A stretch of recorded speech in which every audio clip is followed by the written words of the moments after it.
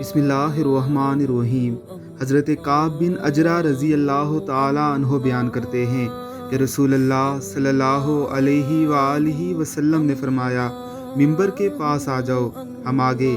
جب ایک درجہ چڑھا تو فرمایا آمین، جب دوسرا چڑھا تو فرمایا آمین، اور جب تیسرا چڑھا تو فرمایا آمین۔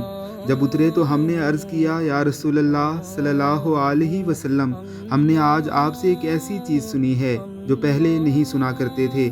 آپ صلی اللہ علیہ وسلم نے فرمایا، جبریل میرے پاس آئے اور کہا، جسے رمضان ملا لیکن اسے بخشا نہ گیا وہ بدقسمت ہو گیا۔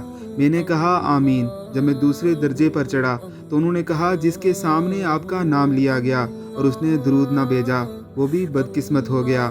میں نے کہا آمین۔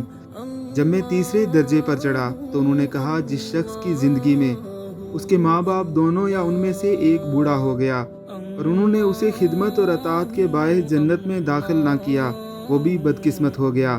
میں نے کہا آمین۔ اللہ رب العزت کی ذات ہمیں رسول اللہ صلی اللہ علیہ وسلم کی باتوں پر عمل کرنے کی توفیق عطا فرمائے۔ آمین ثم آمین۔